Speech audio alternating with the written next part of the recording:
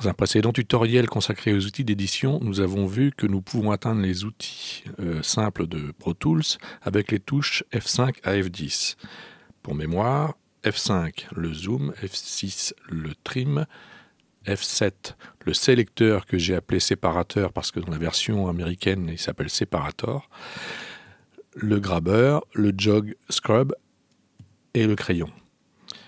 En utilisant les touches F6, F7 et F8, on atteint un des trois outils qui peuvent être convertis en Smart Tool. Alors, ces trois outils, on peut les grouper en appuyant sur la petite barre qui entoure les trois outils en question, c'est-à-dire le trimmer, le sélecteur et le grabber. Mais en fait, comme les raccourcis sont F6, F7, F8, il suffit d'appuyer sur deux de ces trois touches en même temps pour pouvoir sélectionner le Smart Tool. Le Smart Tool va regrouper donc les trois fonctions de ces trois outils dans l'état où ils sont, c'est-à-dire que si par exemple je mets mon trimmer en TCE et que je bascule en Smart Tool, eh ben mon trimmer reste en TCE. Je peux changer l'état de mon trimmer en appuyant plusieurs fois sur la touche correspondant au trimmer, c'est-à-dire F6. Je repasse en Smart Tool. Alors le Smart Tool, il fait les mêmes fonctions que ces trois outils, simplement ça devient contextuel. Vous voyez par exemple ici dans la partie haute de mon clip, je suis en mode sélecteur, mais dans la partie basse, je suis en mode grabber. Si je me mets sur la gauche, je suis en mode trimmer. Et si je me mets dans les coins, eh bien je suis en mode fade ici. Le Smart Tool est un outil très pratique, il nous évite d'avoir à changer d'outil en permanence. Et d'ailleurs, même pour atteindre la fonction jog, il n'est pas nécessaire de changer d'outil.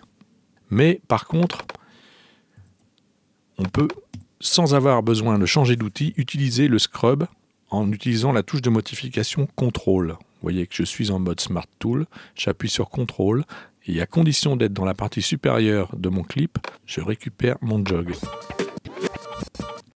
Et comme on peut cumuler les touches de modification, si je fais CTRL Alt en même temps, je récupère une navette.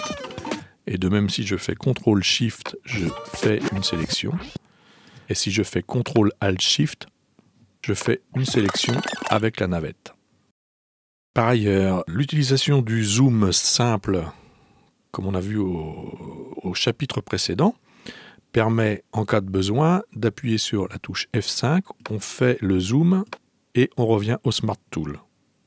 J'avais dit que j'allais revenir sur le grabber. Alors, si je passe maintenant mon grabber en mode séparation et que je reviens en mode Smart Tool, voilà ce qui se passe. À partir du moment où je sélectionne avec mon Smart Tool, instantanément, je peux passer dans la partie inférieure de mon clip et en cliquant dessus, je prends ma sélection et elle est déjà découpée. C'est un mode qui peut être pratique lorsqu'on fait un ours, mais personnellement, je préfère l'alternative qui consiste à utiliser le grabber en mode normal et faire la sélection avec le raccourci B.